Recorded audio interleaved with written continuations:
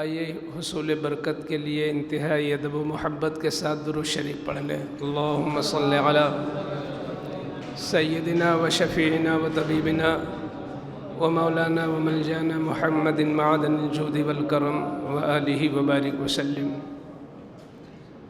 حضرات گرامی، آج پہلی سفر ہے اور پہلی سفر کو رات میں 4:13 پر سیدنا وارث پاک کا قل شریف ہوتا ہے اور آپ کا عرس منایا جاتا ہے۔ تو اسی موقع پر یہ ہم لوگوں کی سعادت مندی ہے اور ہم سب کی خوش بختی ہے کہ کم سے کم اسی تاریخ میں ہم یہیں سے بیٹھ کر انہیں سن رہے ہیں، یاد کر رہے ہیں۔ تو اللہ نے تو اپنے ولیوں کو وہ طاقت بخشی ہے اور وہ پاور عطا کیا ہے کہ قریب جانے والا تو پاتا ہی ہے، دور سے محبت کرنے والا بھی محروم نہیں رہتا ہے۔ تو اس لیے اس وقت کا ہر لمحہ ہمارے لیے سیدنا وارث پاک کے فیضان کے لیے بالکل تیار ہے۔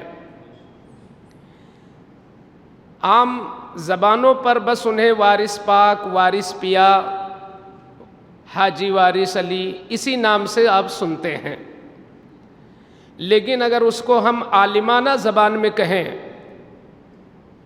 تو ان کی ہستی تو اتنی اونچی ہے الحمدللہ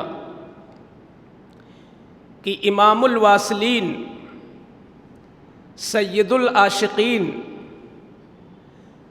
بحر معرفت کے غواص اعظم، طریقت کے بہت بڑے شناور، محبت کے داعی، عشق الہی کی راہ پر چلنے والے حضرت حافظ و قاری، عالم ربانی حاجی وارث علی رحمۃ اللہ تعالی علیہ، یہ ایک عالمانہ زبان میں ان کا تعارف ہے۔ بہت سارے لوگ سیدنا وارث پاک کے چہیتے، عشق رکھنے والے، ان کی محبت میں اپنے آپ کو فنا کرنے والے بھی اس روئے زمین پر موجود ہیں، مگر بہت کم لوگ ہیں جو ان کی شخصیت سے متعارف ہونے کی کوشش کرتے ہیں۔ ہماری یہ کوشش ہوتی ہے کہ ہم اپنے بھائیوں کو، آپ لوگوں کو صرف ان بزرگوں کے نام پر نعرہ لگانے کی دعوت نہ دیں، بلکہ ان بزرگوں کی ہستی اور ان بزرگوں کی زندگی بتائیں تاکہ آپ ان کی زندگی سے کچھ سبق بھی حاصل کر سکیں۔ آپ سادات گھرانے سے تعلق رکھتے ہیں اور والدہ اور والد دونوں طرف سے آپ حسینی سید ہیں۔ نیشا پور جو اس وقت ایران کا ایک شہر ہے، ملک ایران، وہاں پر ایک شہر ہے نیشا پور، وہ سیدوں کی بستی ہے اور خاص کر سیدنا امام موسیٰ کاظم رحمۃ اللہ تعالی علیہ کی اولادوں کی وہ بستی ہے اور وہ مرکز ہے۔ اسی نیشا پور سے آپ کے گھرانے کا تعلق ہے۔ یہ آپ کے لیے نئی بات ہوگی، نیشا پور کی سرزمین سے آپ کا تعلق ہے۔ آپ کے آبا اجداد میں ایک گزرے ہیں سید اشرف ابو طالب، انہوں نے یہ ارادہ کیا کہ ہم ہندوستان جائیں گے، تو سب سے پہلے وہ کاظمین گئے جہاں امام موسیٰ کاظم کا مزار موجود ہے۔ وہاں جا کر انہوں نے اپنے جد اعلیٰ سے، چونکہ آپ کا سلسلہ امام موسیٰ کاظم سے ہوتا ہوا امام حسین تک پہنچتا ہے، تو اس لیے امام موسیٰ کاظم کی بارگاہ میں گئے، وہاں اجازت مانگی، فاتحہ پڑھی، دعا کی درخواست کی، پھر آپ ہندوستان تشریف لائے۔ سید اشرف ابو طالب، یہ ہندوستان کی وہ کون سی زمین ہے جس نے سب سے پہلے ان کے باپ داداؤں کے قدموں کا بوسہ لیا؟ اور کون سی سرزمین ہے جہاں ان کے آبا اجداد سب سے پہلے سکونت پذیر ہوئے؟ تو وہ بہت دور نہیں ہے، وہ رام نگر بدوں سرائے سے ملا ہوا ایک قصبہ ہے قنطور، جو تاریخی قصبہ ہے۔ اسی تاریخی قصبہ قنطور میں وہ آ کر کے آباد ہوتے ہیں۔ کچھ دنوں کے بعد سیدنا وارث پاک کے باپ دادا میں جو 5ویں نمبر پہ، آپ سے اوپر جو 5ویں نمبر پہ دادا ہیں، وہ ہیں سید عبد الاحد رحمۃ اللہ علیہ۔ انہوں نے قنطور چھوڑ کر کے دیواں شریف میں مکان بنا لیا۔ اس وقت دیواں شریف کو رسول پور دیواں کہتے تھے۔ آپ آ کر کے وہاں آباد ہوئے اور پھر وہیں پر آباد رہے، یہاں تک کہ کچھ زمانہ گزرنے کے بعد 1233 ہجری میں، یعنی آج سے تقریباً آپ اگر جوڑ لیں تو ابھی 1443 ہجری ہے، تو 1233 1333 اس طریقے سے 1233 ہجری میں آپ دیواں شریف میں پیدا ہوئے۔ آپ مادرزاد ولی ہیں، جن کو پیدائشی ولی کہتے ہیں۔ بہت سارے اولیاء کرام ہیں جو پیدائشی ولی ہیں، خود سید الاولیاء شیخ عبد القادر جیلانی پیدائشی ولی ہیں، بہت سارے اولیاء ہیں۔ انہی اولیاء میں حضور وارث پاک بھی پیدائشی ولی ہیں۔ اب آپ پوچھیں گے کہ کیسے پیدائشی ولی ہیں، کہیں یہ میری عقیدت تو نہیں بول رہی ہے؟ تو میں وہ نہیں ہوں جو صرف محض عقیدت کی بنیاد پر کوئی چیز بولوں، بلکہ کوشش یہ کرتا ہوں کہ میں کتابوں کی روشنی میں اور تاریخ کی روشنی میں وہ بات رکھوں۔ تو اس پر ہمارے پاس کچھ دلیلیں ہیں، کچھ شہادتیں ہیں کہ آپ پیدائشی ولی ہیں۔ کیونکہ ایک دلیل یہ ہے کہ آپ کے باپ دادا میں 4تھے نمبر پر ایک گزرے ہیں حضرت سید میرا احمد۔ وہ ایک دن تالاب کے کنارے بیٹھے تھے، ایک مجذوب تشریف لائے ولی اللہ، اور آتے ہی انہوں نے کہا کہ اے سید میرا احمد مبارک ہو، تمہاری نسل میں ایک ایسا ولی پیدا ہوگا جس کی ولایت کے نور سے پوری دنیا معمور ہو جائے گی۔ پھر آگے فرمایا کہ ان کی پہچان یہ ہے کہ اللہ کے ناموں میں سے ان کا ایک نام یعنی وارث ہوگا، یہ انہوں نے فرمایا۔ تو یہ ایک شہادت ہوئی۔ دوسری دلیل یہ ہے کہ آپ کی والدہ ماجدہ، جن کا نام بی بی سکینہ ہے، مگر وہ چاندن بی بی سے مشہور تھیں دیواں میں، چاندن بی بی، مگر نام بی بی سکینہ، بہت متقیہ پرہیزگار زہد و ورع والی خاتون تھیں۔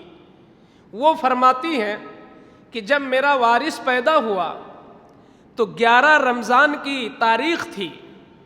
اللہ اکبر، پیدا ہونے والا بچہ کتنی جلد اسے دودھ ملے، مگر آپ کا طریقہ یہ رہا کہ جب تک عید کا چاند نہیں نکل آیا، سحری سے لے کر افطار تک آپ نے کبھی دودھ نہیں پیا اور نہ کبھی روئے۔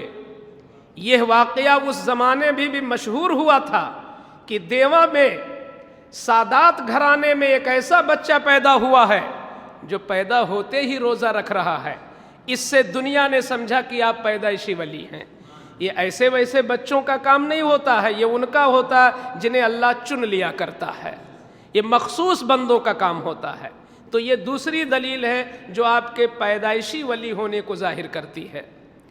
تیسری دلیل یہ ہے کہ بانسا شریف، جہاں مزار پاک ہے سیدنا شاہ عبد الرزاق بانسوی، جو اتنے بڑے ولی اللہ ہیں کہ دنیا نے انہیں مدرسے اور مکتب میں نہیں دیکھا کہ کسی عالم سے پڑھا ہو، مگر اس زمانے میں جبکہ فرنگی محل کے علم کا چرچا تھا اور بڑے بڑے علماء، پوری دنیا میں یہاں کے علم کی دھمک تھی، تو یہاں کے بہت بڑے عالم ملا نظام الدین فرنگی محلی نے ان کو اپنا پیر مانا اور بہت بڑے بڑے علماء نے ان کو پیر مانا، اس لیے کہ سیدنا شاہ عبد الرزاق بانسوی کے پاس ظاہری طور پر نہیں، باطنی طور پر، جس کو علم لدنی کہتے ہیں، اس اعتبار سے آپ بہت بڑے عالم تھے۔ اور اللہ کسی کو ولی بناتا بھی نہیں، پہلے عالم بناتا ہے تب ولی بناتا ہے۔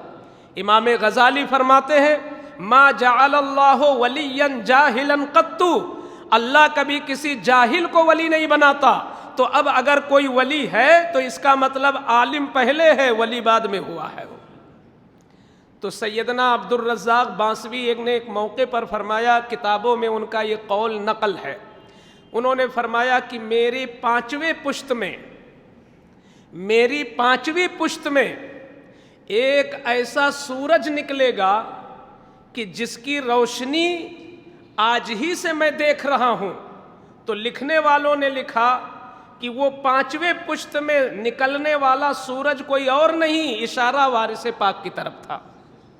تو اس سے بھی پتہ چلتا ہے کہ آپ پیدائشی ولی ہیں۔ تو سیدنا وارث پاک پیدائشی ولی، آپ پیدا ہوتے ہی ابھی 3 سال کی عمر تھی کہ والدہ ماجدہ کا وصال ہوا، اور تھوڑے ہی دنوں کے بعد پھر والد کا بھی وصال ہو گیا۔ آپ کے والد کون ہیں؟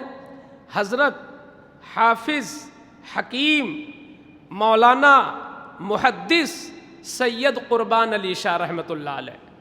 سید قربان علی شاہ خود بھی حافظ تھے اور اس زمانے کے بہت بڑے حکیم تھے اور بہت بڑے محدث تھے۔ انہوں نے علم حدیث بغداد شریف میں حاصل کیا تھا، لیکن دنیا ولیوں کو سمجھتی ہے کہ یہ صرف تسبیح کا دانہ گننے والے لوگ ہیں، یہ صرف مصلی اور چٹائی پہ رہنے والے لوگ ہیں۔ نہیں، عالم ولی بھی ہوتے ہیں اور وہ علم کے بھی تاجدار ہوا کرتے ہیں۔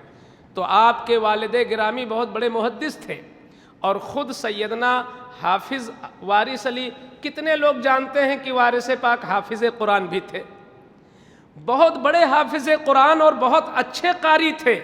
جب مصری لہجے میں قرآن پڑھتے تھے تو پورے مجمع پہ رقت طاری ہو جاتی تھی۔ یہ وارث پاک کی شان تھی۔ لوگوں نے تو صرف یہاں تک سمجھا کہ وہ احرام پہنے ہوئے تھے بس۔ تو اس لیے ہم چاہتے ہیں کہ اپنے بزرگوں کی حقیقت کو بھی آپ جانو۔ 2 سال کے اندر انہوں نے قرآن کو حفظ کر لیا۔ 5 سال کی عمر میں ان کی دادی صاحبہ نے ان کو مکتب بھیجا پڑھنے کے لیے، تو وہاں جا کے آپ نے قرآن شریف شروع کیا۔ اور لکھنے والے لکھتے ہیں کہ کبھی بھی گھر میں آ کے انہوں نے کچھ نہیں پڑھا، بس وہاں جاتے تھے، اور جب گھر آتے تھے تو سارے بچوں سے ان کا معاملہ الگ تھلگ تھا۔ اس عمر میں بھی آپ خاموش بیٹھتے، کچھ سوچتے رہتے، کبھی جنگلات میں نکل جاتے۔ یہ چیزیں بھی تو بتا رہے ہیں کہ آپ پیدائشی ولی ہیں۔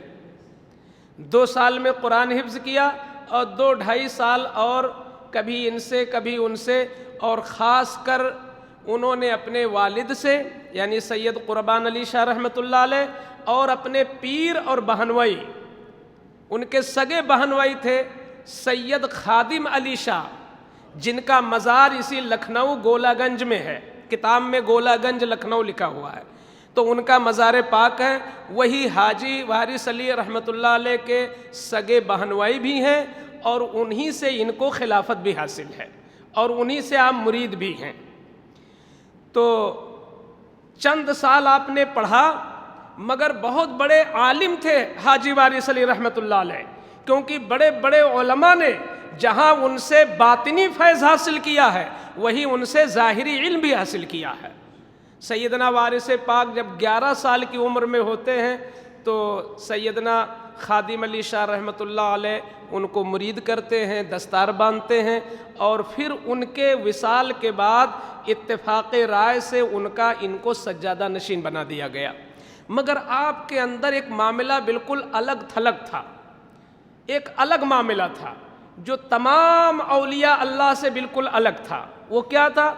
آپ کے اوپر ہمیشہ مجذوبیت جیسی کیفیت رہتی تھی، اور آپ عشق الہی میں ہمیشہ ڈوبے رہتے تھے۔ اور اسی عشق میں تیزی کب بڑھی؟ جب آپ حج کرنے تشریف لے گئے۔ جب آپ حج کرنے تشریف لے گئے تو پھر وہاں ایسا عشق کی بھٹی میں اس قدر تیزی آئی، اور ایسی حرارت آئی کہ جو لباس احرام کا پہنا تو وارث پاک نے دوبارہ اسے نکالا ہی نہیں۔ سیدنا وارث پاک رحمت اللہ تعالی علیہ ایک ملک نہیں 20 مقامات پر جا جا کر کے اس زمانے کے بڑے بڑے بادشاہ، بڑے بڑے سلاطین، بڑے بڑے علماء کو آپ نے فیض بخشا اور لاکھوں کی تعداد میں لوگ آپ سے مرید ہوئے ہیں۔ بہت بڑے پیر تھے اور رشد و ہدایت کے، آپ کے اندر بس محبت کی دعوت، آپ سے محبت کی دعوت دیتے تھے اور عشق کی دعوت دیتے تھے۔ یہی وجہ ہے کہ سیدنا وارث پاک رحمت اللہ تعالیٰ علیہ سے بہت ساری کرامتیں بھی صادر ہوئی ہیں۔ مثال کے طور پر ایک دن آپ دیواں شریف میں بیٹھے ہوئے مغرب کی نماز ادا کیا، حاضرین بیٹھے ہوئے ہیں، سیدنا وارث پاک بغیر کسی کے پوچھے اور بغیر کسی سوال پر بلند آواز سے فرماتے ہیں یا باسطو پڑھا کرو، مسئلہ حل ہو جائے گا۔ اب سارے حاضرین حیرت میں ہیں کہ یہ کس سے فرما رہے ہیں حضرت۔ بہرحال کچھ چہیتے لوگ ہوتے تھے جو اس طرح کی تاریخی چیزوں کو نوٹ کر لیتے تھے، تو ایک مرید نے تاریخ نوٹ کر لیا، وقت نوٹ کر لیا اور دن بھی نوٹ کر لیا۔ کچھ دنوں کے بعد ایک آپ کے چہیتے مرید مراد آباد سے آئے جن کا نام خدا بخش چودھری تھا۔ وہ بہت حضرت کے پاس آیا جایا کرتے تھے، متمول تھے اور حضرت سے بڑا لگاؤ تھا ان کو۔ جب وہ آئے تو مریدوں نے پوچھا کہ بہت دن کے بعد آئے چودھری صاحب، کیا ہوا تھا؟ تو انہوں نے کہا کہ کاروبار بالکل ٹھپ ہو گیا تھا اور قریب تھا کہ میں بالکل روڈ پہ آ جاؤں، لیکن پھر میرے دل میں ایک امید کی کرن جاگی تو میں نے مغرب کی نماز پڑھ کر فلاں تاریخ میں فلاں دن مغرب کی نماز پڑھ کر میں وارث پاک کے تصور میں بیٹھا اور میں نے ان کو یاد کیا اور مارے محبت سے وہیں سے پکارا کہ ہمیں سنبھالیے اور ہمارا کاروبار تو بالکل جا رہا ہے، سنبھالیے مجھ کو۔ تو کہتے ہیں کہ مجھے ایک تیز آواز آئی جو میرے پیر ہی کی آواز تھی اور فرمایا کہ یا باسطو پڑھا کرو، تو میں نے اسی پر عمل شروع کیا تو میرا کاروبار دوبارہ زندہ ہو گیا۔ جب لوگوں نے وہ ڈائری کھول کے ملائی تو الحمدللہ یہ وہی تاریخ، وہی دن، وہی وقت تھا جب دیواں میں آپ یہ فرما رہے تھے۔ مرید تصور کر رہا تھا مراد آباد میں، مگر شیخ کتنا کامل تھا کہ دیواں سے اپنے مرید کے تصور پر اس کی مدد کر رہا تھا۔ تو اگر ظاہری زندگی میں انہوں نے ایسی مدد کیا تو آج تو ان کا رتبہ اور بلند و بالا ہے، ہمیں کیوں نہیں یہاں سے نوازیں گے؟ اسی طریقے سے آپ کے زمانے میں اسی علاقے میں ایک لڑکی پر جنات سوار ہو گیا تو اس کی والدہ روتی روتی آئی، بابا بچائیے، ہماری جوان لڑکی شادی نہیں ہوگی اور غضب ہو گیا، جنات اس پر آتا ہے۔ تو آپ تشریف لے گئے اور ارشاد فرمایا اس سے کہ تم کون ہو؟ تو اس نے کہا میں جنات ہوں اور میں اس لڑکی پر عاشق ہوں اور اتوار کو اس سے ملنے آتا ہوں۔ میرے پاس اتنا کام ہے کہ میں روز نہیں آ سکتا، مگر میرا عشق مجھ کو مجبور کرتا ہے تو ہر اتوار کو میں اس پر آتا ہوں۔ تو وارث پاک مسکرائے اور فرماتے ہیں کہ عجیب عاشق ہو، یہ کون سا عشق ہے؟ تمہارا عشق تو ادھورا ہے۔ اگر تم واقعی عاشق ہو تو عاشق تو اپنے معشوق کو چھوڑتا ہی نہیں ہے۔ تم صرف سنڈے کو آتے ہو، تم ادھورے عاشق ہو، تم سچے عاشق نہیں ہو۔ اگر تم واقعی عاشق ہو تو آج سے قسم کھاؤ کہ ایک لمحہ کے لیے بھی یہاں سے نہیں جاؤ گے، میں تمہیں یہیں قید کرتا ہوں، تمہیں یہیں رہنا ہوگا۔ وہ گھبرایا اور کہا بابا جی ہمیں مہلت دیجئے، میں کبھی نہیں آؤں گا، اب جا رہا ہوں۔ ہمیشہ کے لیے اس لڑکی کو شفا مل گئی۔ آپ کھانا بہت کم کھاتے تھے، اکثر 2 دن 3 دن آپ روزے میں رہتے تھے لگاتار۔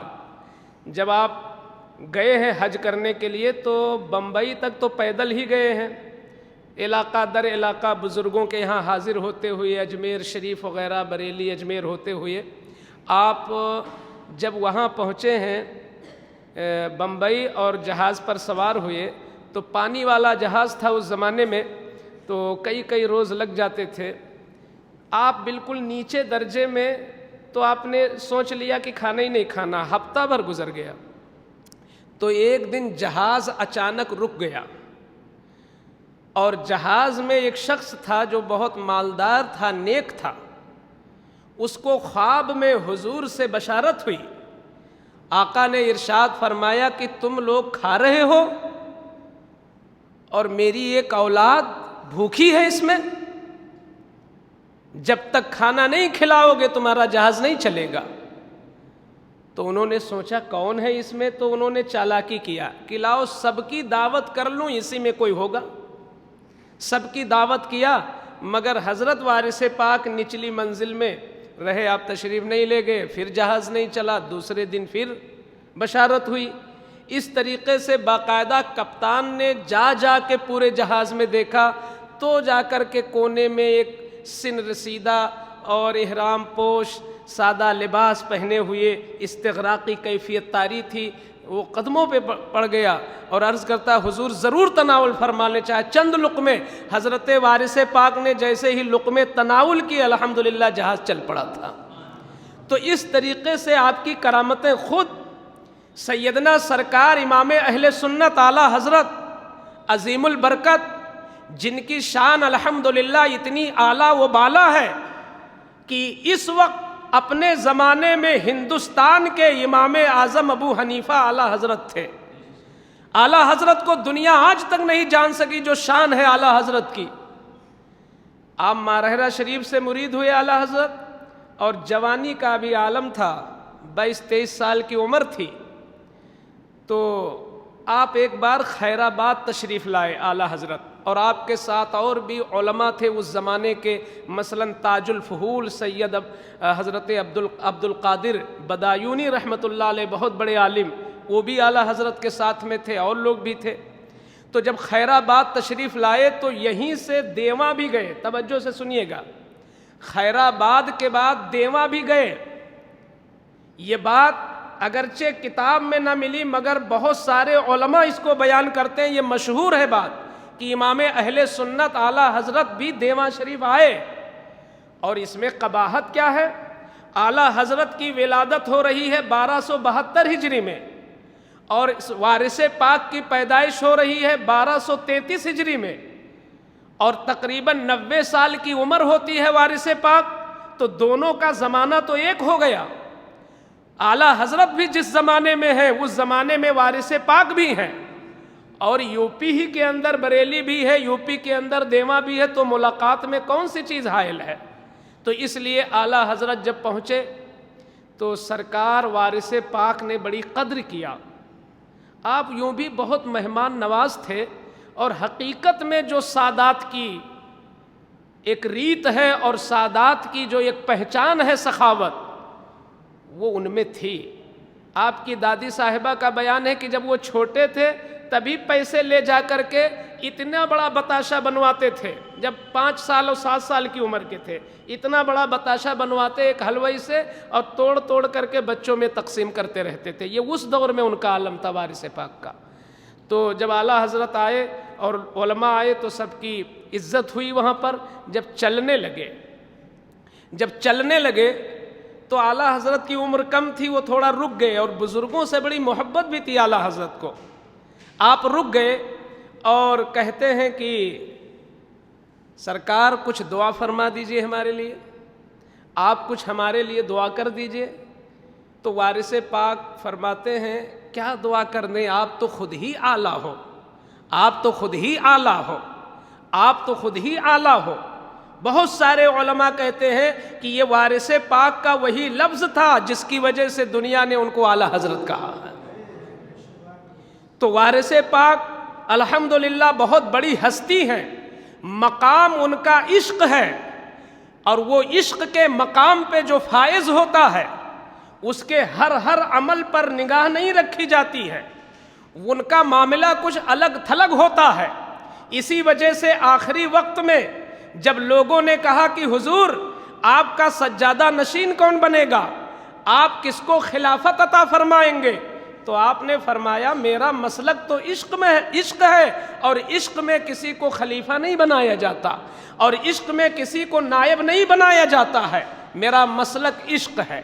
اللہ تعالیٰ نے انہیں وہ منزل عطا فرمائی تھی۔ آج آپ دیکھ سکتے ہیں کہ الحمدللہ سچے ولی کی پہچان ہوتی ہے کہ جب جاؤ وہاں تو دل الگ ہو جائے۔ آج بھی دیواں کی سادگی، آج بھی دیواں کا وقار، آج بھی دیواں کی وہ ساری نعمتیں اس بات پر ظاہر کرتی ہیں کہ الحمدللہ وہ اللہ کے ایک بہت بڑے ولی تھے۔ آج ہم لوگ انہی کو یاد کر رہے ہیں۔ ہم صرف اس جذبے کے ساتھ یہ چند باتیں رکھ دیے ہیں کہ اللہ تعالیٰ ہو سکتا ہے ان لوگوں میں ہم لوگوں کا بھی نام درج کر لے جن کی حاضری آج وہاں قبول ہوئی ہے۔ گر قبول افدت زہ عز و شرف وما علینا الا البلاغ۔ بسم اللہ الرحمن الرحیم۔ صلی اللہ علی النبی الامی وآلہ صلی اللہ تعالی علیہ وسلم۔ یا رب العالمین، یا ارحم الراحمین، یا ارحم الراحمین، یا ارحم الراحمین، ہم لوگوں نے جو کچھ بھی ذکر کیا یا سنا ہے، یا رب العالمین اس تحفے کو تو اپنے پیارے محبوب کی بارگاہ میں قبول فرما لے۔ اپنے پیارے محبوب کی جملہ ازواج، جملہ اولاد، جملہ اہل بیت، جملہ صحابہ، صحابیات، تابعین، تبع تابعین، سب کی بارگاہوں میں درجہ بدرجہ اسے قبول فرما لے۔ مولا کریم ہم لوگوں کے جتنے بھی مشائخ طریقت ہیں، جتنے بھی مشائخ شریعت ہیں، سب کی بارگاہوں میں اسے قبول فرما لے۔ مولا کریم بالخصوص وارث بے وارثہ، پناہ بے کساں، بحر معرفت کے شناور حضرت سیدنا حافظ و قاری عالم ربانی حضرت وارث پاک رحمت اللہ تعالیٰ علیہ کے دربار گوہربار میں بڑے ادب کے ساتھ یہ نذرانہ پیش مولا قبول فرما لے۔ یا اللہ کریم آج ان کے عرس کا دن ہے، ہم گنہگاروں کو محروم نہ فرما۔ میرے مولا وارث پاک کی برکتیں ہم لوگوں کو عطا فرما۔ اے مولا تیرے وہ عاشق بندے تھے، وہ تیری بارگاہ کے بڑے چہیتے بندے تھے۔ میرے مولا ہم لوگ گنہگار ہیں، سیاکار ہیں، خطا شعار ہیں، مگر ان کے نام لیوا ہے۔ مولا ان کے طفیل ہماری بگڑی بنا دے۔ اے مولا کریم ان کے نام کی برکت سے ہم سب کے گھروں میں برکت عطا فرما دے۔ یا اللہ ہم سب کو بیماریوں سے پاک و صاف فرما دے۔ یا اللہ کریم ہمارے گھر سے نحوستوں کا خاتمہ فرما دے۔ یا اللہ کریم ہم سب کے بال بچوں کو دین اور دنیا کی تمام سعادتوں سے مالا مال فرما دے۔ خصوصاً ہم سب کا خاتمہ ایمان پر نصیب فرما۔ وصلی اللہ تعالی علی خیر خلقہ وعلی آلہ واصحابہ اجمعین برحمتک یا ارحم الراحمین بحق لا الہ الا